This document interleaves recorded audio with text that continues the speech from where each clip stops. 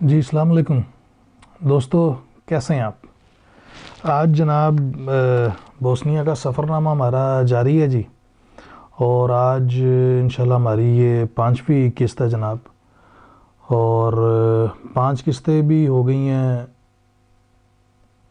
ابھی تک ہم نے بوسنیا کے اندر انٹری نہیں ماری، تو ابھی تک ہم رستے میں ہی ہیں۔ تو آئیں جی، اس کا باقاعدہ آج 5ویں قسط کا آغاز کرتے ہیں۔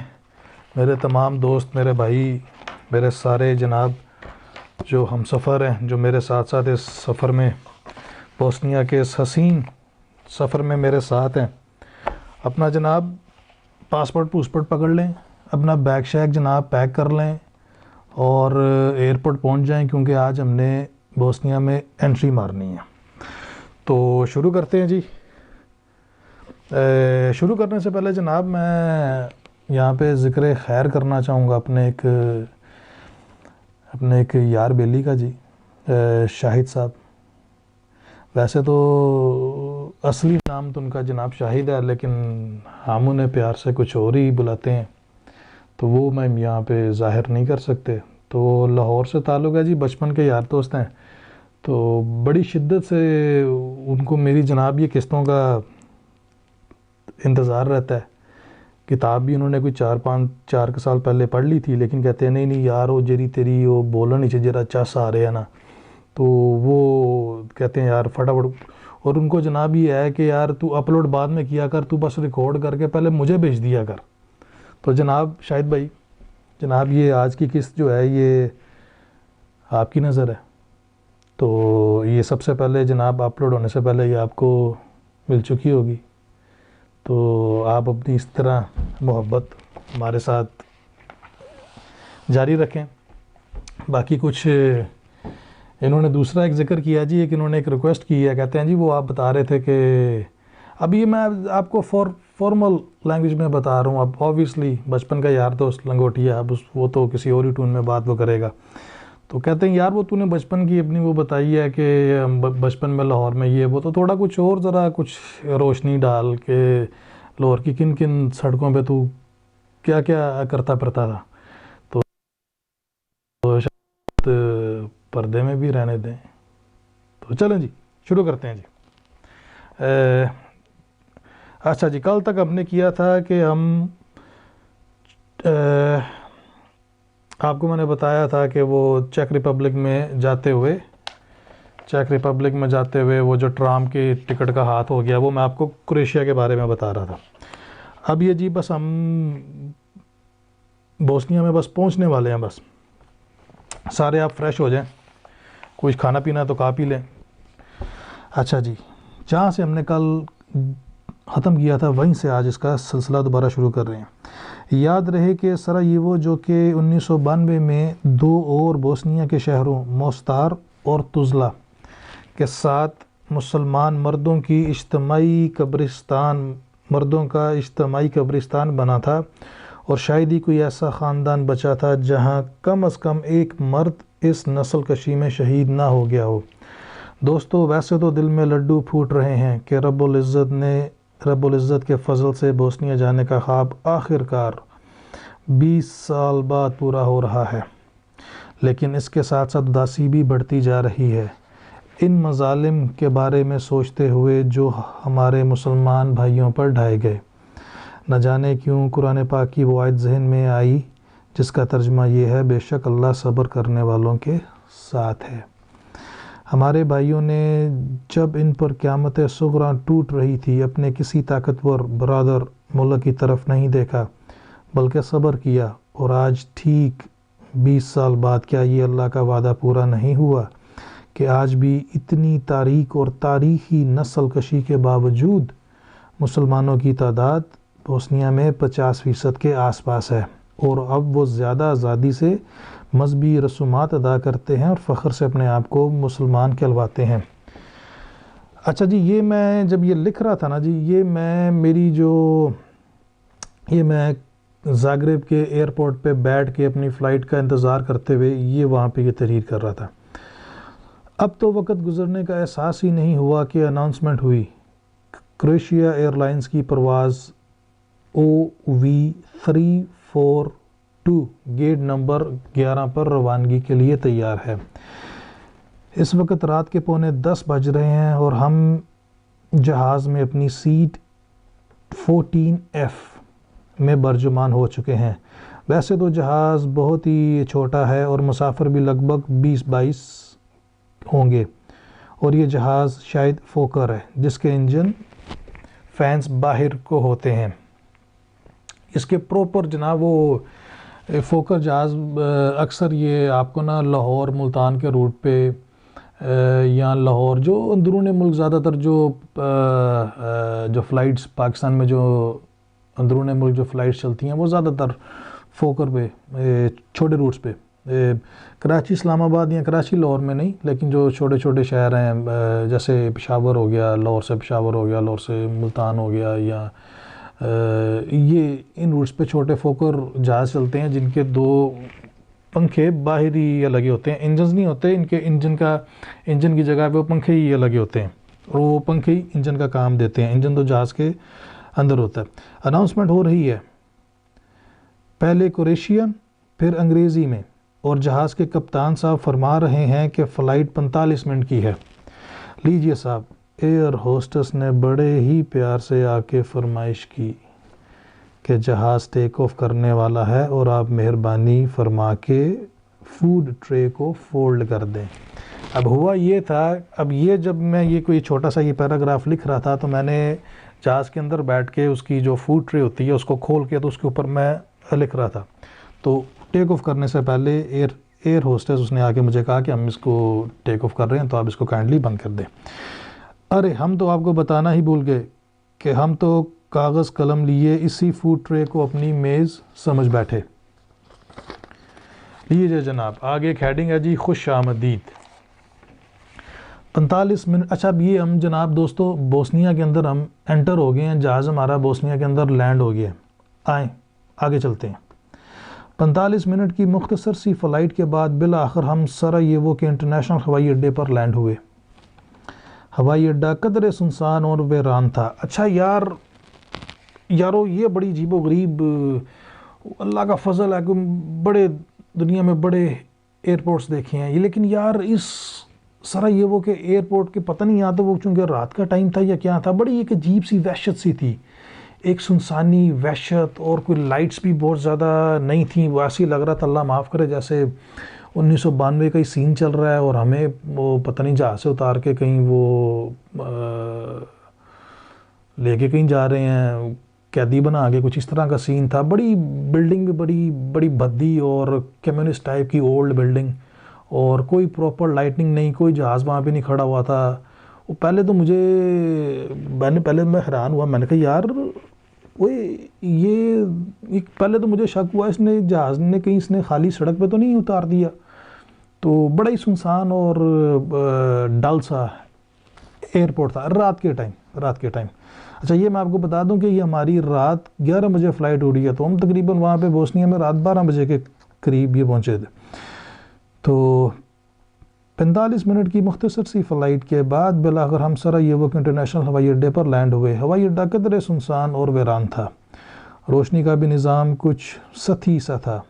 نہ جانے کیوں مجھے وحشت کا ہلکا سا احساس ہو رہا تھا۔ اس خاموش مگر دہشت کے کئی واقعات کا عینی گواہ یہ ہوائی اڈہ کئی سمندر پار سے آئے اس آوارہ گرد، جو کہ میں تھا، آوارہ گرد کو کچھ سنانا چاہتا تھا۔ یہ تھا میرا احساس جو سرزمین بوسنیا پر اپنا پہلا قدم رکھتے ہوئے محسوس ہوا۔ اگین اسی جو میں نے پہلے آپ کو بات کی اس کو تھوڑا سا آگے بڑھاتا ہوں۔ جب میں لینڈ ہوا باہر نکلا تو مجھے ایسے لگا یار یہاں جیسے پتہ نہیں اس ایئرپورٹ کی بلڈنگ نے پتہ نہیں کیا کیا دیکھا ہے، کیا کیا اس کے سامنے ہوا ہے، کئی واقعات اس کے اندر ہوئے ہوں گے، کئی فلائٹس اتری ہوں گی، کئی فوجی اترے ہوں گے،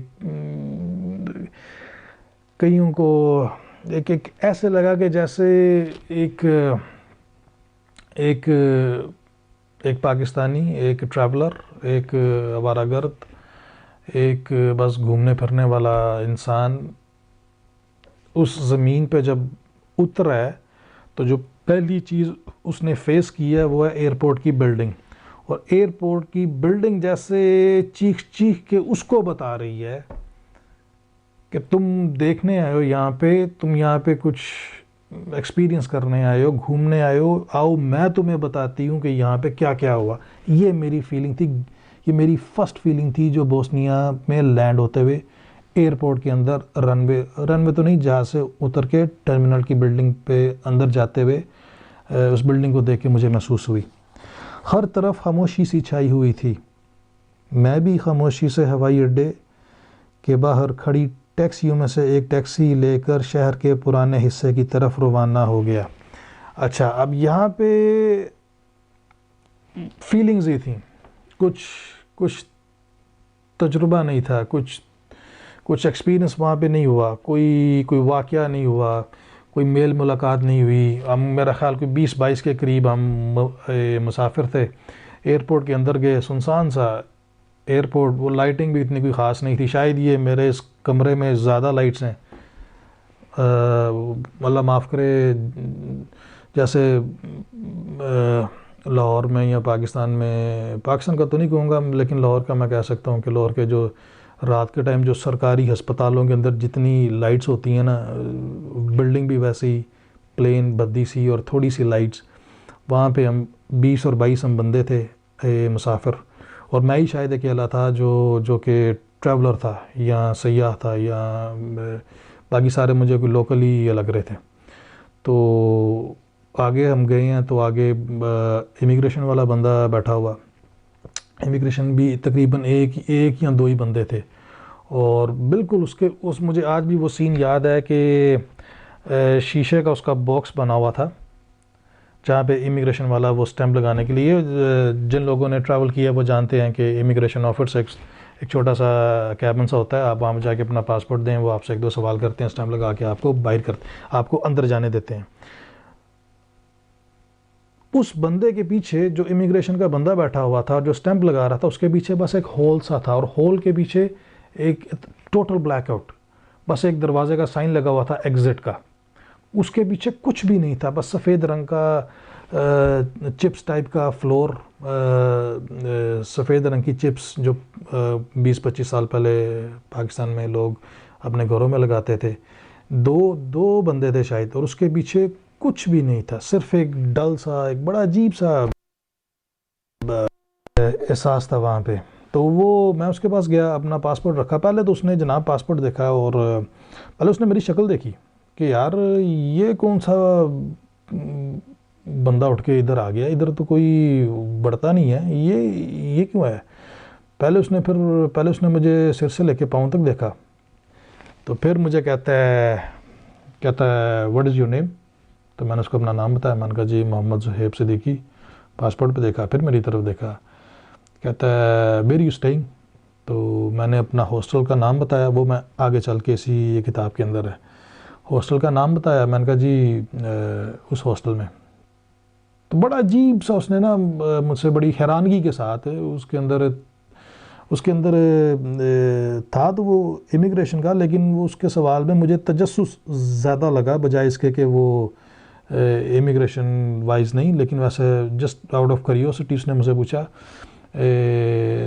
mister Mohammad Zohaib Siddiqui why you are here? تو میں نے اس کو کہا، میں نے کہا I want to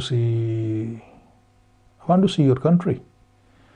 تو کہتا ہے what do you want to see, what you planning to see here؟ میں نے کہا well what your country has to offer۔ کہتا why you think, why all these nice countries, why you came here؟ اب یہ سوال اس کا بڑا عجیب سا تھا، تو میں نے اس کو یہ جواب دیا، میں کہا if you look at my passport you will see that all these nice countries I've already been visited۔ Then again he said then why you are here؟ اب پتہ نہیں وہ مجھ سے اس لیے پوچھ رہا تھا کیونکہ وہاں پہ پاکستانی جاتے نہیں ہیں، یا ان کا رواج نہیں ہے پاکستانیوں کا، یا وہاں پہ کوئی ہمارے ٹائپ کے کوئی کالے ایشین براؤن لوگ نہیں وہاں جاتے، گورے ہیں سب۔ تو میں نے اس کو فائنلی میں نے اس کو کہا میں نے کہا I am a traveler and you must know that by now I'm here to travel, that's all. کہتا ہے it's okay just enjoy your stay. اس نے کہا کہ اسٹیمپ لگا دی. تو میں باہر اب اسی ہال کی طرف سے جا رہا, اس کے اوپر بس ایک ہی سائن لگا ہوا تھا ایگزٹ کا, وہ رائٹ ہینڈ سائڈ پہ تھا, تو لیفٹ ہینڈ سائڈ پہ کچھ نہیں تھا.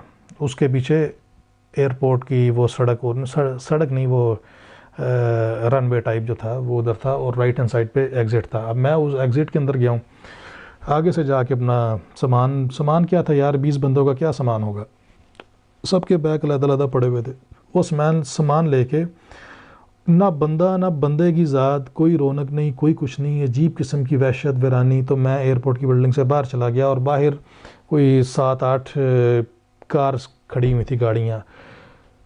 نارملی جو ایئرپورٹس پہ ٹیکسیز ہوتی ہیں وہ آتھورائزڈ ہوتی ہیں, وہ مارکڈ ہوتی ہیں, ان کے اوپر سائن لگے ہوتے ہیں, ان کا کوئی دفتر ہوتا ہے. لیکن یہاں پہ کچھ ایسا سین نہیں تھا, حتیٰ کہ یہ بوسنیا کا کیپٹل ہے, اور یہاں پہ مجھے شاید وہ ٹیکسیاں ہو, میں کچھ کہہ نہیں سکتا, لیکن وہ عام سی گاڑیاں تھیں, عام جیسے کوئی بندہ گھر سے اٹھ کے چلو جی جائیں ایئرپورٹ پہ جا کے کوئی سواری چکیں, اس طرح کا سین لگ رہا تھا. ویری ان آرگنائزڈ, پرائس کوئی تھی نہیں, ہیگلنگ کرنی پڑتی تھی.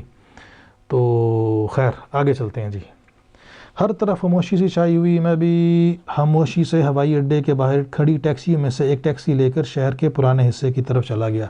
سرائیوو کے 2 حصے ہیں, ایک حصہ ہے جی اولڈ ٹاؤن اور ایک ہے نیو ٹاؤن. نیو ٹاؤن جو کمیونسٹ دور میں بنا ہے, فلیٹس جو نئے تو نہیں کہہ سکتے, لیکن جو 70s میں ہائی رائز بلڈنگز, 20-20 30-30 منزلہ فلیٹس, یہ اس کا نیو ٹاؤن ہے. نیو ٹاؤن کے بعد آتا ہے اولڈ ٹاؤن. اولڈ ٹاؤن یہ ہے جو سلطنت عثمانیہ کے دور میں آباد ہوا تھا, اور جو شہر کی لائف لائن ہے وہ یہ اولڈ ٹاؤن میں ہی ہے. باقی جو نیو ٹاؤن ہے وہاں پہ لوگوں کی زیادہ تر رہائش ہے, لیکن جو اولڈ ٹاؤن ہے اس میں رہائش کے ساتھ ساتھ بزنس اور یہ سارا جو لائف کی جو کہ بلڈ لائن ہے, main blood line of the city, that's in old town. اس اولڈ ٹاؤن کا نام ہے بارشارشیہ.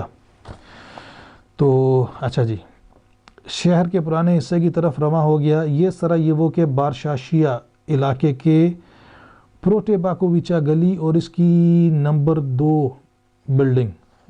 یہاں پہ میری دوستوں سے درخواست ہے جناب, 2 نمبر بلڈنگ سے کچھ اور 2 نمبر نہ سمجھ لینا, مطلب اس کا بلڈنگ کا نمبر, وہاں پہ بلڈنگز کے جو ایڈریس کا جو نمبر تھا وہ بلڈنگ نمبر 2 تھا.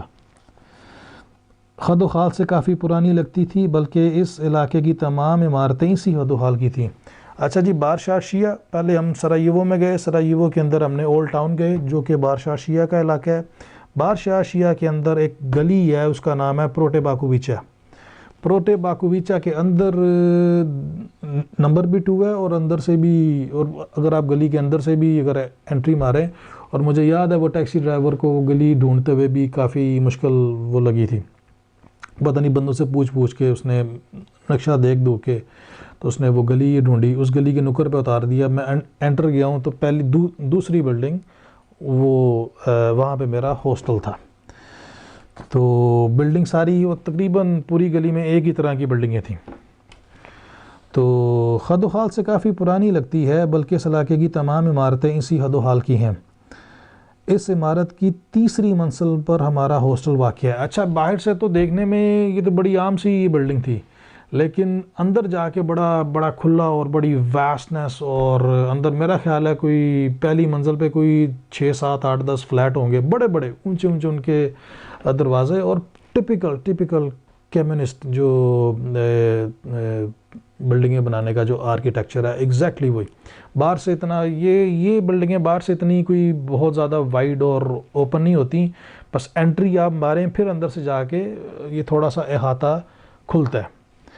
تو اس کی 3ری منزل پہ جناب جو ہمارا ہاسٹل تھا, جو میں نے ہاسٹل کرائے پہ لیا ہوا تھا, ہاسٹل میں ایک بیڈ کرائے پہ لیا ہوا تھا, وہ 3ری منزل پہ تھا. اس کی 3ری منزل پہ ہمارا ہاسٹل واقع ہے, جس میں ہم نے ایک عدد بستر کرائے پہ لے رکھا ہے. ہر کمرے میں 6 بستر ہیں, اور ہمارا نمبر 6 ہے.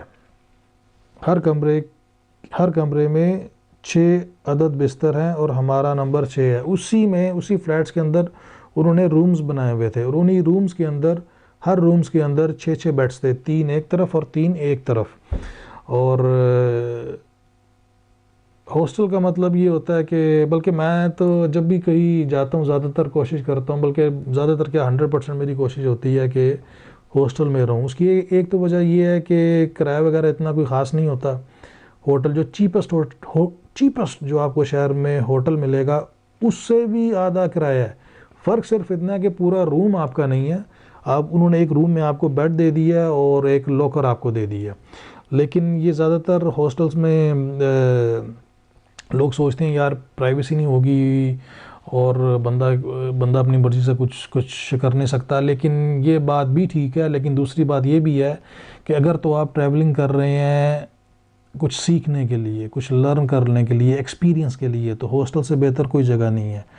اس کی وجہ یہ ہے یارو کہ ہاسٹل میں اگر آپ اپنا کمرہ 6 مختلف بندوں کے ساتھ شیئر کر رہے ہیں تو اس کا مطلب ہے 6 مختلف ملکوں کے ساتھ آپ شیئر کر رہے ہیں.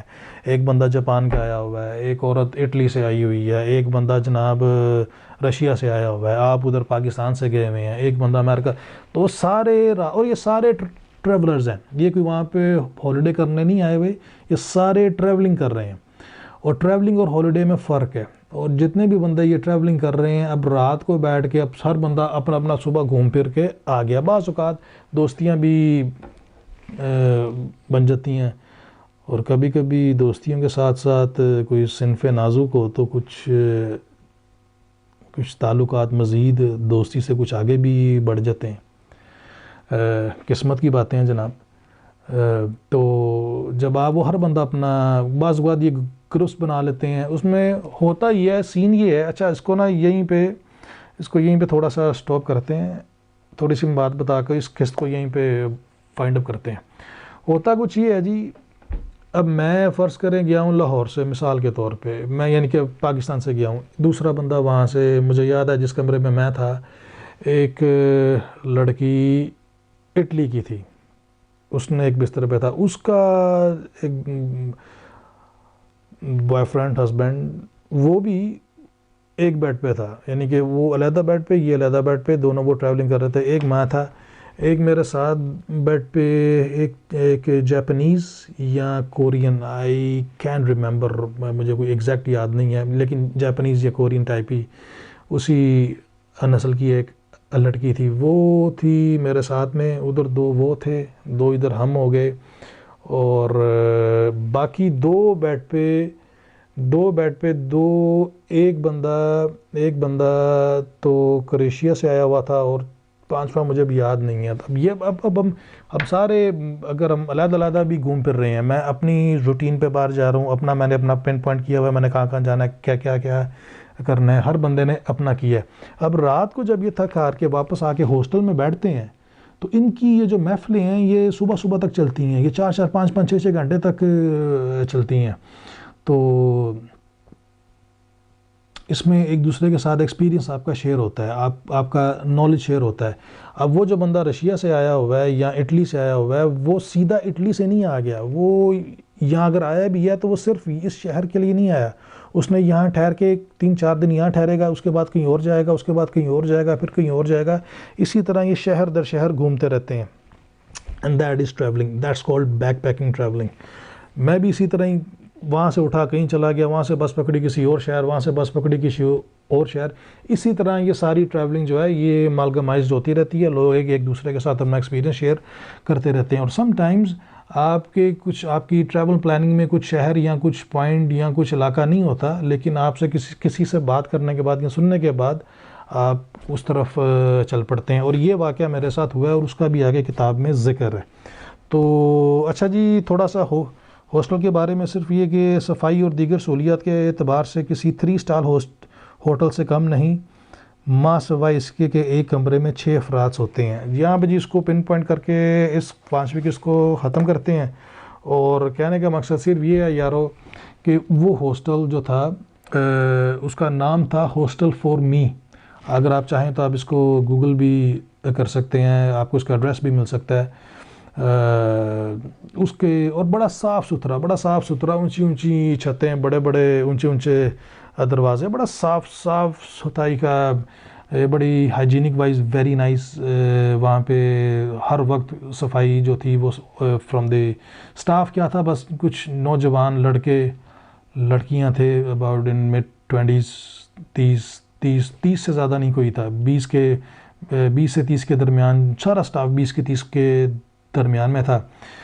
تو سارے جو ہے ہر وقت وہ صفائی چلتی رہتی تھی، اور ویری فرینڈلی اور بڑی اس میں انجوائمنٹ کی، اور بڑا کچھ سیکھنے کو ملا، اور بڑا حسین وقت، بڑے حسین واقعات اس ہاسٹل میں ہوئے، اور کچھ دوستیاں بھی اسی ہاسٹل میں ہوئیں، اور ان میں سے جاری ہے جی.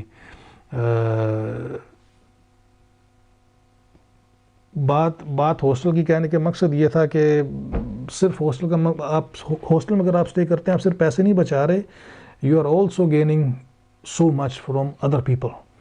تو بات کو یہیں پہ جی کس کو ختم کرتے ہیں، کافی ٹائم ہو گیا ہے. میں بڑی کوشش کرتا ہوں کہ میں 10-15 منٹ میں اس کو وائنڈ اپ کروں، لیکن پتہ نہیں یار، بری عادت سی ہے بک کرنے کی. دعا میں یاد رکھیے گا جی. اور کوئی کمنٹس وغیرہ ہوں، کوئی آپ کا خیالات ہوں جی، موسٹ ویلکم. اللہ حافظ.